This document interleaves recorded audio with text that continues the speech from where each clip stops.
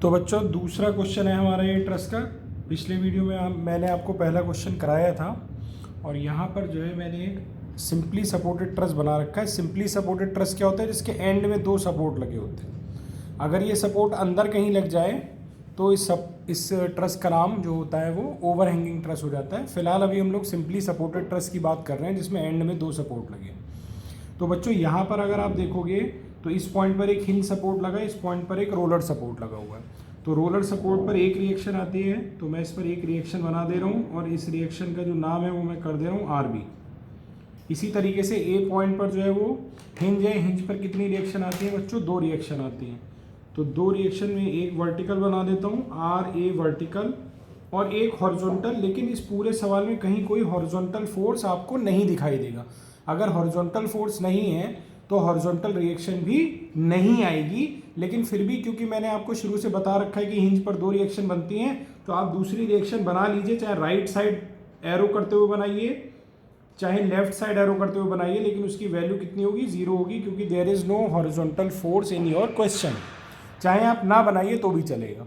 अब सबसे पहला काम होता है रिएक्शन फाइंड आउट करना। तो बच्चों क्वेश्चन में आपके ये डिस्टेंसेस दी हुई हैं, 6 मीटर ये दिया हुआ है, 6 मीटर ये दिया हुआ है, और ये एंगल 60 60 60 के हैं। आप ध्यान से अगर देखोगे, अगर ये 60 ये 60 तो ये वाला भी 60 ही होगा, और तीनों एंगल अगर 60 हो गए तो ये इक्विलैटरल ट्राइंगल यानी कि समबाहु त्रिभुज होगा। यानी सारी जो दूरियां आपको दिखाई दे रही हैं वो सब 6-6 मीटर की होंगी। ठीक है बच्चों?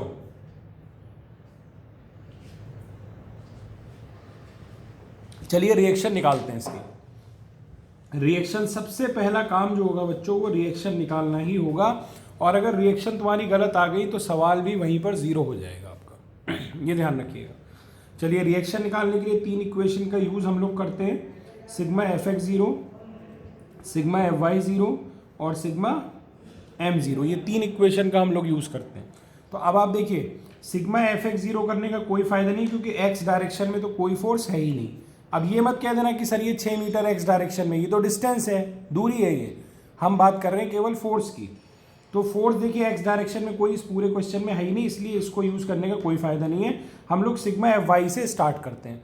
तो y में अगर हम लोग देखेंगे तो सबसे पहले एक RAV जा रहा है, तो लिख देता हूँ RAV। उसके बाद में देखिए ये नीचे आ रहा है 10, तो -10, फिर एक 5 भी नीचे आ रहा है तो -5, फिर ये वाला 5 भी नीचे आ रहा है -5, और ये एक RB ऊपर जा रहा है तो plus RB is equal to 0। 0 क्यों किया? क्योंकि sigma Fy is equal to 0। ये जो ट्रस है ना ये स्टेबल है, इक्विलिब्रियम में हिलडुल नहीं रहा है, और अगर स्टैटिक इक्विलिब्रियम में है तो फिर ये तीनों कंडीशन फॉलो होती है। यहाँ से अगर हम लोग देखेंगे तो RAV प्लस RB, और ये जितने माइनस वाले फोर्स हैं उधर ले जा रहा हूँ, उधर ले जाके ऐड करेंगे तो ये हो जाएगा 20। ये बन गया हमारा इक्वेशन नंबर 1। अब मैं मूवमेंट के लिए इक्वेशन बनाता हूँ। तो मूवमेंट के लिए ध्यान दीजिएगा, हम कोशिश ये किया करिए कि हमेशा इस लेफ्ट वाले कॉर्नर वाले पॉइंट पर मूवमेंट लिया करिए। इससे फ़ायदा ये होता है कि आपको मूवमेंट में क्लॉकवाइज एंटी क्लॉकवाइज देखने की ज़रूरत नहीं पड़ती है। नीचे वाले फोर्स का मूवमेंट माइनस हो जाता है और ऊपर वाले फोर्स का मूवमेंट प्लस हो जाता है। ये सबसे सिंपल तरीका है अगर आप लोएस्ट लेफ्ट कॉर्नर पर ले रहे हैं तो। अगर अदर किसी पॉइंट पर लेंगे बच्चों तो ये फॉलो मत कीजिएगा। ये मैंने फोर्स के डायरेक्शन नहीं बताए हैं, ये मैंने आपको मूवमेंट के डायरेक्शन बताए हैं, ध्यान रखिएगा इस बात का। ठीक है, चलिए अब मूवमेंट की इक्वेशन लिखते हैं इस वाले पॉइंट पर। तो सबसे पहले देखिए एक RB फोर्स है। अच्छा, मूवमेंट की इक्वेशन लिखने से पहले हमेशा एक बात ध्यान रखिएगा, जिस भी फोर्स की आप बात कर रहे हैं, जैसे मान लेते हैं इस RB वाले फोर्स की हम लोग बात कर रहे हैं, तो RB वाले फोर्स को आगे पीछे बना लीजिए, है ना। RB वाले फोर्स को आगे पीछे बना लीजिए या ऊपर नीचे बढ़ा लीजिए और चेक करिए क्या ये A पॉइंट से तो नहीं जा रहा है। तो आप देखेंगे कि नहीं, आगे पीछे बढ़ाने पर ये A से नहीं जा रहा है, बल्कि A से इसकी कुछ डिस्टेंस है। कितनी डिस्टेंस है? 12। तो आप क्या लिखेंगे बच्चों? RB multiplied by 12। ओके, उसके बाद में ये वाला एक फोर्स है 5, ये वाले की मैं बात कर रहा हूँ। इस 5 को भी आप आगे पीछे बढ़ा लीजिए, ऐसे बढ़ा लिया। क्या ये फोर्स आगे पीछे बढ़ाने पर A से पास हो रहा है? तो A से नहीं पास हो रहा है, बल्कि A से कुछ दूरी से पास हो रहा है। तो कितनी दूरी है काउंट करते हैं, तो 6 मीटर तो ये हो गया, और उसके बाद ये वाली डिस्टेंस आपको और चाहिए। तो मैंने आपको बताया था अगर बेस के दोनों एंगल इक्वल होते हैं तो वर्टेक्स से जो परपेंडिकुलर लाइन ड्रॉ करते हैं वो मिड में गिरती है, यानी ये वाली जो डिस्टेंस होगी जिसको मैंने डार्क किया है ये होगी 3 मीटर, यानी टोटल डिस्टेंस हो गई 5 और यहाँ सॉरी फोर्स हो गया 5 और ये डिस्टेंस कितनी हो गई 9 हो गई, यानी हम लिखेंगे -5 × 9। माइनस क्यों, फोर्स नीचे आ रहा है उसका मूवमेंट माइनस में, फोर्स ऊपर जा रहा है उसका मूवमेंट प्लस में। उसके बाद ये वाला 5 है तो इस 5 की डिस्टेंस 6 से कितनी है, सॉरी ए से कितनी है 6 मीटर, तो माइनस का 5 × 6। उसके बाद ये वाला 10, इसको भी आगे बढ़ा लीजिए, तो इसकी डिस्टेंस यहाँ से कितनी हो जाएगी बच्चों 3 हो जाएगी, तो कितना हो गया -10 × 3, -10 × 3 इज इक्वल टू 0।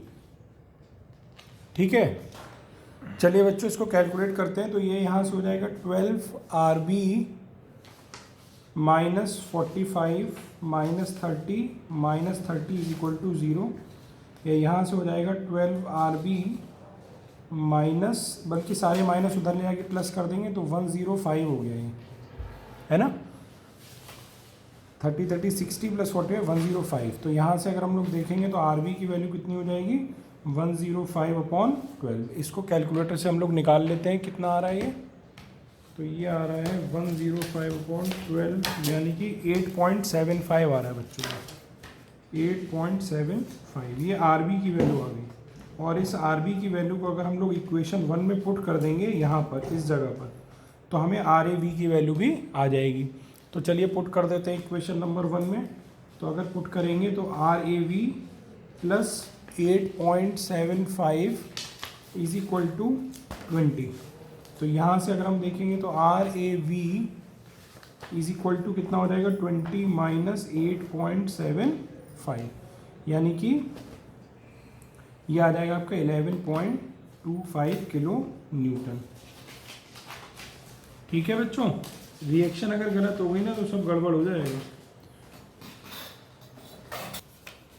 इस वाले जो RB की वैल्यू है वो RB की वैल्यू निकाली 8.75, तो यहाँ पे मैं लिख देता हूँ 8.75, और RAV की वैल्यू निकाली 11.25, तो वो मैं यहाँ पे लिख देता हूँ 11.25 किलो न्यूटन। ठीक है बच्चों, ये रिएक्शन अगर गलत आ गई तो बड़ी दिक्कत हो जाएगी, इसको ध्यान रखना एकदम।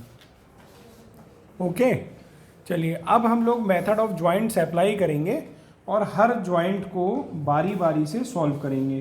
तो कितने जॉइंट हैं 1 2 3 4 और 5 जॉइंट हैं। मेंबर एक तो AD है, एक AC है, एक CE है, एक DE है, जितनी भी लाइन बनी है ये सब मेंबर है, और हमें किसी भी मेंबर में फोर्स मालूम नहीं है। तो अगर नहीं मालूम है तो मुझे भाई इसमें भी फोर्स नहीं मालूम है तो मैं यहाँ क्वेश्चन मार्क बना लेता हूँ, इसमें भी नहीं मालूम है यहाँ भी बना लेता हूँ, इसमें भी नहीं मालूम है यहाँ भी बना लेता हूँ, यहाँ भी बना लेता हूँ, यहाँ भी बना लेता हूँ, यहाँ भी, जहाँ भी फोर्स नहीं मालूम है वहाँ क्वेश्चन मार्क। अब आपसे अगर मैं पूछूँ कि E से कितने क्वेश्चन मार्क जा रहे हैं, तो आप देखेंगे सर एक क्वेश्चन मार्क इधर है, एक इधर है, एक इधर है, टोटल 3 क्वेश्चन मार्क्स जा रहे हैं E से। D से देखेंगे तो there are 3 question marks, 1 2 3। C से देखेंगे तो 1 2 3 4। B से अगर देखेंगे तो 1 2। अब आप कहेंगे सर क्वेश्चन मार्क क्यों गिना रहे हैं आप, भाई कौन सा ज्वाइंट पहले सेलेक्ट करें, ये हमेशा बच्चों के लिए कन्फ्यूजन रहता है। तो मैंने एक ट्रिक बता दी आपको, क्वेश्चन मार्क बना लीजिए और जिस ज्वाइंट से 2 क्वेश्चन मार्क निकल रहे हो वो ज्वाइंट आप सबसे पहले लीजिए। जैसे आप E वाला ज्वाइंट पहले नहीं ले सकते क्योंकि इससे 3 क्वेश्चन मार्क निकल रहे हैं। यहाँ से कितने क्वेश्चन मार्क निकल रहे हैं 1 2, यहाँ से कितने क्वेश्चन मार्क निकल रहे हैं 1 2। तो आप सबसे पहले या तो B ज्वाइंट ले सकते हैं या सबसे पहले A ज्वाइंट ले सकते हैं। तो चलिए अब इन ज्वाइंट्स को अलग अलग हम लोग बना लेते हैं। तो बच्चों मैंने आपको बोला ना सब पे हमने क्वेश्चन मार्क बना रखे हैं और जिस ज्वाइंट से 2 क्वेश्चन मार्क निकल रहे हैं उसको हम लोग पहले लेंगे। तो यहाँ एक फ्रेश डायग्राम बना दिया है। अब हम लोग देखते हैं, सबसे पहले ज्वाइंट ए लेते हैं क्योंकि इससे 2 क्वेश्चन मार्क जा रहे हैं। तो ज्वाइंट ए का डायग्राम बनाएंगे। तो ये मैंने ज्वाइंट ए बनाया। अब इस पर क्या क्या बनाएंगे ये भी बच्चों को कन्फ्यूजन रहता है। तो उसका तरीका क्या है कि इस पर एक छोटा सा ऐसे सर्कल बना लीजिए, छोटा सा गोला बना लीजिए। अब इस गोले में देखिए क्या क्या है वो सब बना दिए। जैसे इस गोले में एक ये रिएक्शन आ रही है 11.25 वाली, तो हमने रिएक्शन बना दी 11.25। एक इधर लाइन जा रही है ना हॉरिजॉन्टल, तो एक इधर लाइन बना दी मैंने।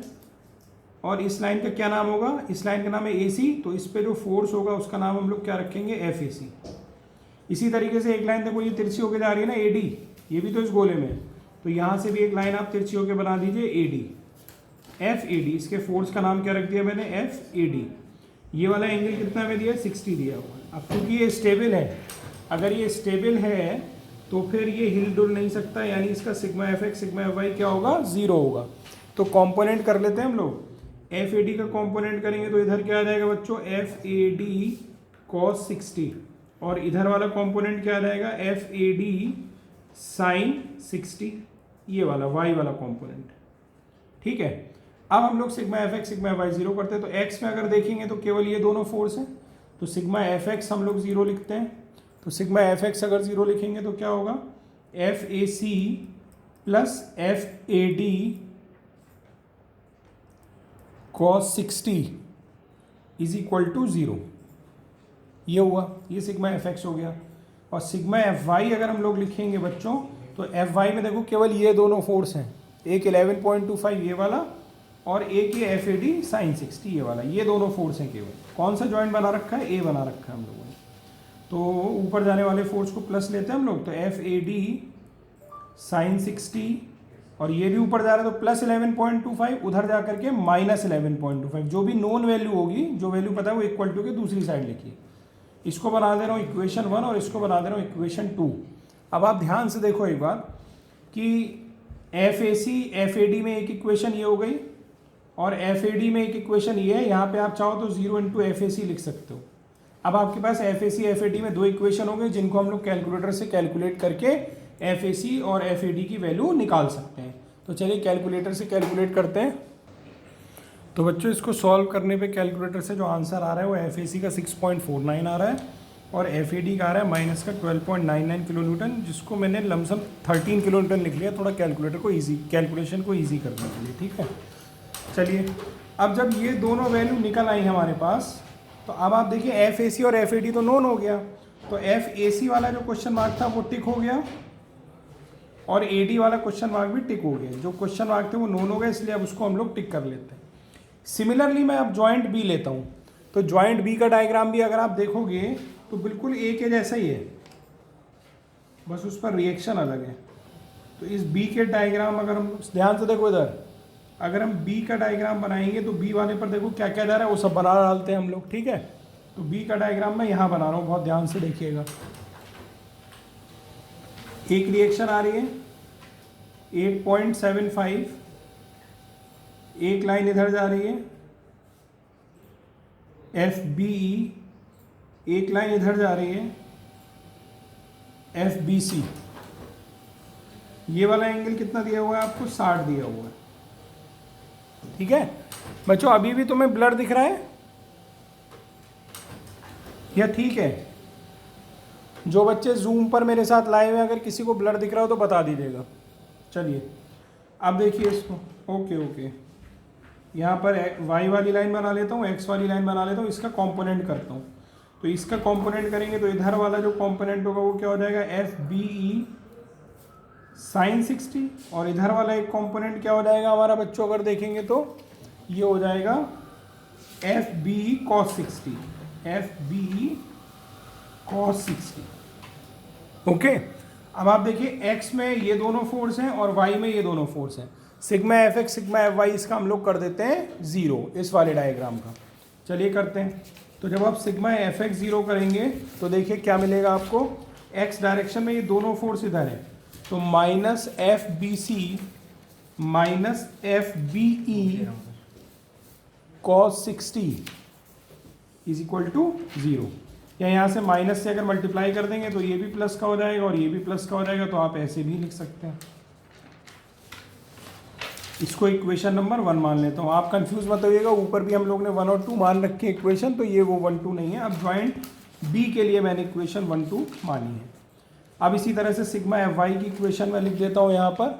तो सिग्मा एफ वाई में आप ध्यान से देखिए इसमें क्या क्या जा रहा है, F B E sine 60, F B E sine 60, और एक रिएक्शन ऊपर जा रही है 8.75, तो प्लस की लिखी जाएगी इधर, तो इक्वल टू के उधर माइनस 8.75। ओके, ये हमारी इक्वेशन नंबर 2। अब इसमें आप ध्यान से देखो, ये एफ बी सी और एफ बी में है, ये एफ बी में है, तो यहाँ पर 0 इंटू एफ बी सी करके अगर हम लोग लिख लें तो अब ये दो इक्वेशन एफ बी सी और एफ बी में हो गई। अब इनको हम लोग कैलकुलेटर से कैलकुलेट कर सकते हैं। नोट कीजिए इतना। तो बच्चों इन इक्वेशन को जब हम लोग सॉल्व कर रहे हैं तो हमारे आंसर आ रहे हैं एफ बी सी के प्लस का 5.05 किलो न्यूटन और एफ बी का आ रहा है माइनस 10.10 किलो न्यूटन। ओके, तो 4 आंसर हम लोग ने निकाल लिए, 2 ये निकाल रखे हैं और 2 ये निकाल रखे हैं। अगेन FBC और FBE हमको मालूम चल गया है, तो हम लोग BC को भी टिक कर लेते हैं। अब हम लोग, ये मैंने टिक कर लिया BC को, और B को भी टिक कर लेते हैं कि ये अब मालूम चल चुके हैं। नेक्स्ट हम लोग कौन सा ज्वाइंट ले सकते हैं, तो आप ध्यान से देखो, अगर C वाला ज्वाइंट अब हम लोग लें तो यहाँ से पहले तो 4 क्वेश्चन मार्क थे, 1 2 3 4, लेकिन 2 नोन है, इसलिए अब केवल 2 क्वेश्चन मार्क बचे, 1 2। तो अब हम इस ज्वाइंट को ले सकते हैं और इन वाले क्वेश्चन मार्क की जगह इनकी वैल्यू को पुट कर देंगे। ठीक है, तो चलिए अब ज्वाइंट हम लोग C लेते हैं। चलिए बच्चों, तो मैंने एक फ्रेश डायग्राम फिर से बना दिया है। आप लोग को डायग्राम एक ही बार बनाने की ज़रूरत है, आप लोग इतनी बार मत बनाइएगा। ठीक है, हम लोग को ये भी मालूम है, ये भी मालूम है, ये भी मालूम है और ये भी मालूम है। ठीक, अभी ये क्वेश्चन मार्क बचे हैं, इनके फोर्स और मालूम करने हैं हमें। तो अब मैं C वाला ज्वाइंट ले रहा हूँ, तो C वाले ज्वाइंट को बहुत ध्यान से देखिएगा। C वाले ज्वाइंट पे एक ऐसे गोला बना लीजिए पहले तो। अब देखिए ज़रा इस गोले में आपको क्या क्या दिखाई दे रहा है। तो एक लाइन ये दिखाई दे रही है, 1 2 3 4 और एक ये 5, टोटल 5 फोर्स उस पर बनने हैं। तो इस वाले ज्वाइंट का डायग्राम मैं बनाता हूँ। तो ये हो गया ज्वाइंट, इस पर एक लाइन ऐसे है, एक लाइन ऐसे है, एक लाइन ऐसे है, एक लाइन ऐसे है और एक सीधा सीधा हमको दिखाई दे रहा है 5 किलो न्यूटन का ये वाला फोर्स। यहाँ यूनिट लिखना मैं भूल गया हूँ, ये सब किलो न्यूटन है और ये भी किलो न्यूटन है। चलिए आप फोर्स बनाते हैं। तो इस वाली लाइन का क्या नाम होगा, CB या BC, कुछ भी लिख सकते हैं, बात एक ही है। इस वाली लाइन का क्या नाम होगा, CE, तो FCE यहाँ का फोर्स हो गया। इस वाली लाइन का क्या नाम होगा, CD, तो इसका नाम जो है वो FCD हो गया। और ये AC, FAC हो गया। ये वाला एंगल कितना है बच्चों, 60 है। ये वाला एंगल कितना है बच्चों, ये भी 60 है। ओके, अब देखिए कंपोनेंट करना पड़ेगा, तो FCE का कंपोनेंट करते हैं पहले।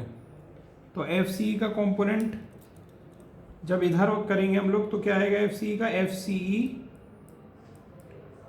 cos 60 और एक ऊपर चला जाएगा, तो वो यहाँ लिख दे रहा हूँ FCE sin 60।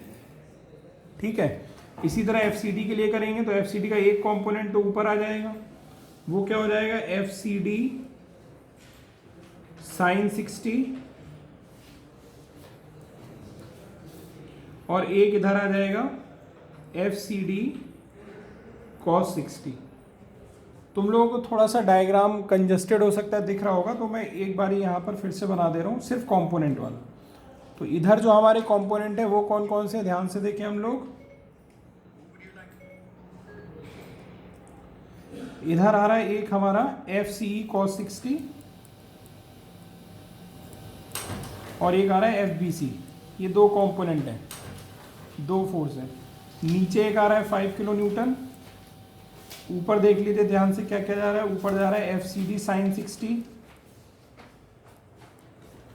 और जा रहा है FCE sin 60। ओके, और इधर अगर देखेंगे हम लोग तो इधर जा रहा है एक FCD cos 60 और एक फोर्स पहले से यहाँ लगा है FAC, ये है। अब इसमें सिग्मा FX सिग्मा FY हम लोग 0 कर देते हैं। तो चलिए करते हैं सिग्मा FX सिग्मा FY 0 इसमें। केवल इस डायग्राम को अब ध्यान से देखिए आप लोग। तो अगर हम लोग सिग्मा FX 0 करेंगे तो देखिए क्या लिखेंगे, थोड़ी लंबी इक्वेशन आएगी। तो FBC plus FCE cos 60 minus FAC और माइनस FCD cos 60 बराबर 0। ये सिग्मा FX की इक्वेशन आएगी हमारे पास। ठीक है, इसमें आप ध्यान से देखोगे तो हमें FBC की वैल्यू भी मालूम है, ये रही, और हमको FAC की वैल्यू भी मालूम है, ये रहा। ठीक, ऊपर देखिए आप लोग, ये दोनों वैल्यू हमें मालूम है, FAC और FBC दोनों की वैल्यू हमें मालूम है। तो ये वैल्यू हम FBC और FAC की हम लोग इसमें पुट कर देते हैं। FAC और FBC की वैल्यू दोनों यहाँ पर पुट कर देते हैं। तो चलिए पुट करते हैं, देखिए। तो FBC की जो वैल्यू थी हमारे पास वो थी 5.05 plus FCE cos 60 minus FAC की वैल्यू थी 6.49 minus FCD cos 60 is equal to 0। यहाँ से FCE cos 60 ये वाला और minus F C D cos 60 ये वाला इज इक्वल टू, बाकी जो नोन वैल्यू है वो इक्वल टू उधर ले जाइए, तो 6.49 प्लस का हो जाएगा और ये प्लस का है तो माइनस 5.05 हो जाएगा। ओके, अब यहाँ से हो गया ये F C E cos 60 minus F C D cos 60 is equal to कितना आ जाएगा, इसको निकाल लेते हैं हम लोग। तो 6.49 माइनस 5.05 ये आ गया 1.44। तो ये इक्वेशन जो बन गई ये तो हमारी सिग्मा एफ एक्स से बन गई, एक इक्वेशन आ गया भाई। अगेन इसको इक्वेशन नंबर 1 लिख दे रहा हूँ। अब सिग्मा एफ वाई वाला डायग्राम देखो ज़रा इसी क्वेश्चन का। सिग्मा एफ वाई देखिए ये वाला है ना। अगर सिग्मा एफ वाई हम लोग देखेंगे तो F C D sine 60 F C E sine 60 दोनों ऊपर जा रहे हैं, ये प्लस के हो जाएंगे, तो यहाँ लिख लेता हूँ। तो एफ सी ई साइन 60 पहले लिख लेता हूँ ये वाला, तो एफ सी ई साइन 60 और एफ सी डी साइन 60 जा रहा है ऊपर, प्लस का एफ सी डी साइन 60 और ये -5 नीचे आ रहा है तो -5 उधर जाके +5। तो ये बन गई दूसरी इक्वेशन हमारे पास, इक्वेशन नंबर 2। आप ध्यान से देखो, F C E F C D F C E F C D, तो दो इक्वेशन है, दो अननोन है, हम कैलकुलेटर से इसको सॉल्व कर सकते हैं। करिए जल्दी से सॉल्व इसको।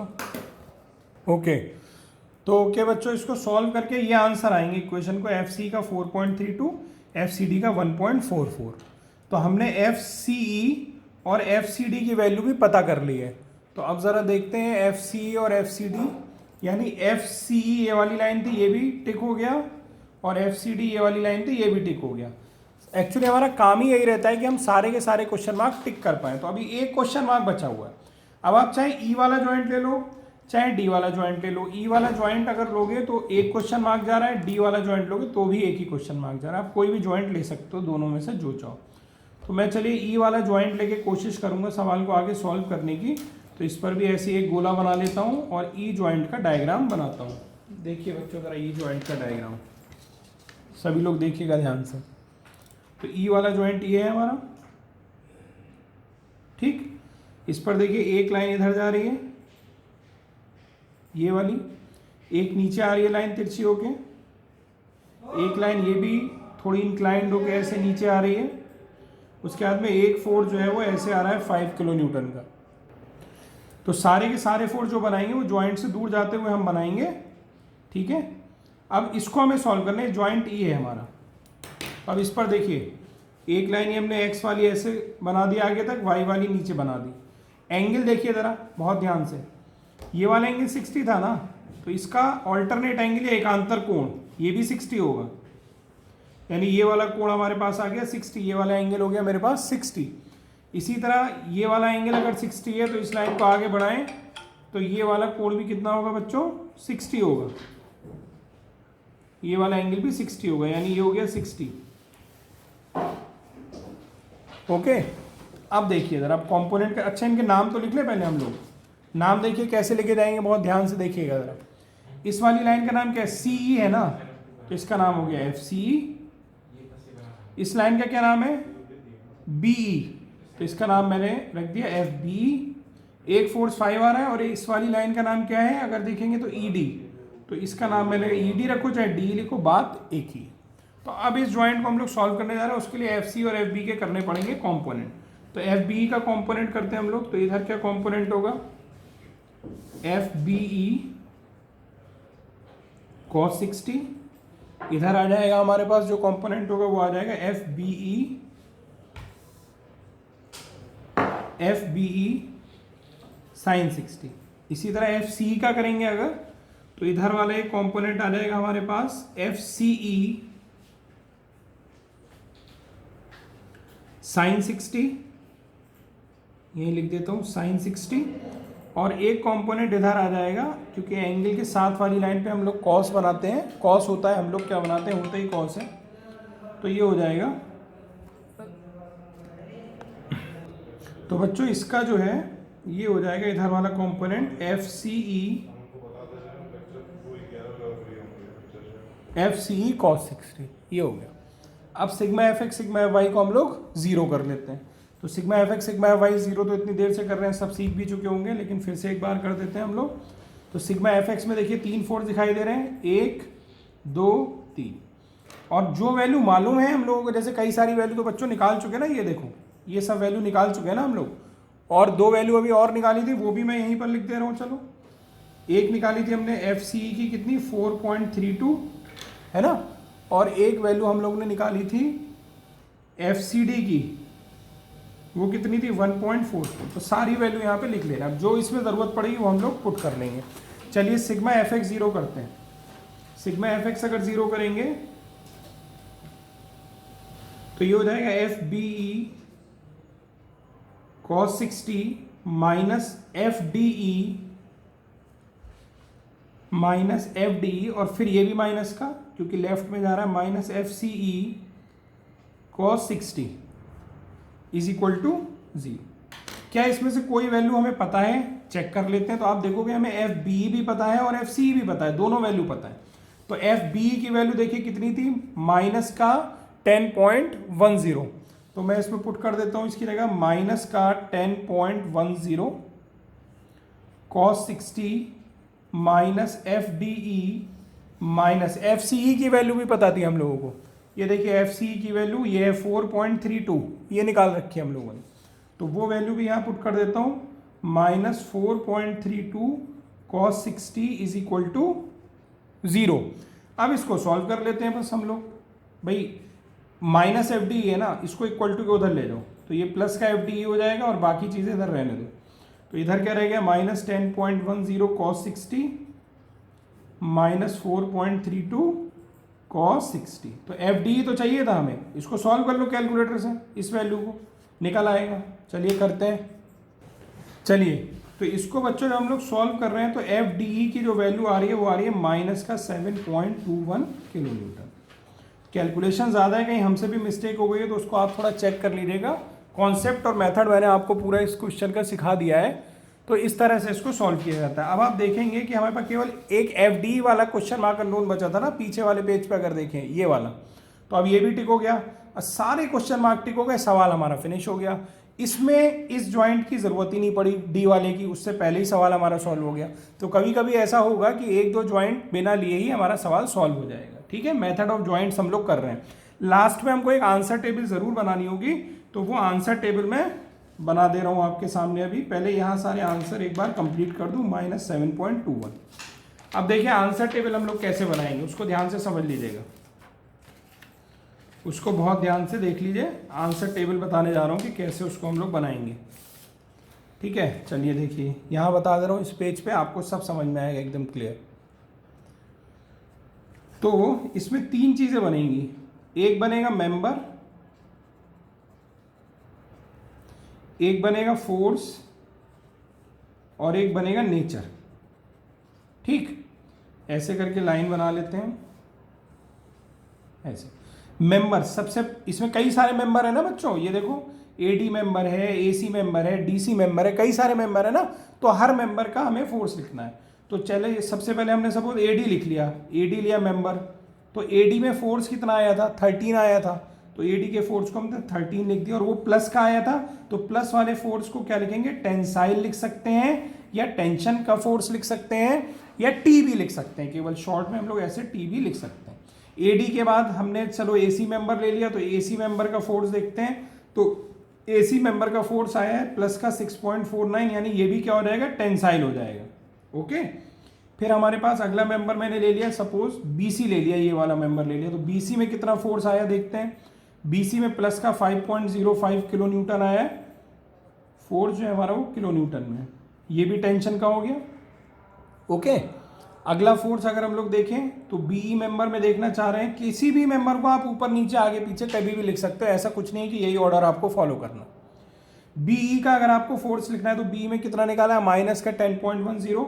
तो इस टेबल में माइनस लगाने की जरूरत नहीं है, अगर माइनस है तो माइनस का फोर्स जो होगा उसके आगे हम लोग लिखेंगे कंप्रेशन, या शॉर्ट में अगर चाहेंगे तो सी भी लिख सकते हैं, ये भी चल जाएगा। ओके, चलिए आगे देखते हैं। अब मैं फोर्स लिख लेता हूं सीई का, तो सीई में हम लोग ने कितना फोर्स निकाला है देखिए जरा, 4.32 निकाला है प्लस का, तो यहाँ 4.32 और प्लस के लिए टेंशन यानी टी। अगला फोर्स लिख लेते हैं हम लोग इसी तरीके से। सी का लिख लिया हम लोगों ने, अगला फोर्स लिख लेते हैं सी डी का। तो सी डी में हमने कितना फोर्स निकाला है ज़रा लिखते हैं। तो सी डी में हमने निकाला है 1.44, तो प्लस का 1.44 है, यानी ये भी टेंशन का हो गया। उसके बाद फोर्स हमने निकाला है डी में, तो डी का फोर्स लिख लेते हैं हम लोग डी में -7.21 निकाला है, यानी ये भी हो गया कंप्रेशन का, क्योंकि माइनस का था। यहाँ साइन लगाओ या ना लगाओ उससे फर्क नहीं पड़ेगा, लेकिन यहाँ सही लिखा होना चाहिए। ठीक है बच्चों, एफ ए सी की वैल्यू एक बार ही चेक कर लें। ठीक है, थोड़ा सा करेक्शन कर लेना बच्चों, ये जो फोर्स आया था माइनस का आया था, ये माइनस का था। तो अगर ये माइनस का है तो यहाँ पर भी ये वाला क्या होगा, माइनस का होगा, और यहाँ पर टेंसाइल की जगह क्या हो जाएगा बच्चों, कंप्रेशन हो जाएगा। ये थोड़ा सा ध्यान रखिए, 3 फोर्स कंप्रेशन के आ गए हमारे पास, और बाकी फोर्स जो है हमारे टेंशन के आ गए। ठीक है, ओके बच्चों, ये हो गई हमारी। हाँ, फोटो अभी हम बच्चों आप सभी को भेज देंगे, लेकिन इस तरह से आंसर टेबल बनती है, यहीं से आंसर चेक होते हैं, यहीं फुल नंबर मिल जाते हैं आपको। ठीक है, चलिए आज की क्लास में इतना ही रहेगा, बस आप लोग अटेंडेंस भेज दीजिए। तो बच्चों आई होप आपको ये क्वेश्चन समझ में आया होगा। वीडियो पसंद आएगा तो लाइक करना, शेयर करना, सब्सक्राइब करना चैनल को मत भूलिएगा। Thank you very much.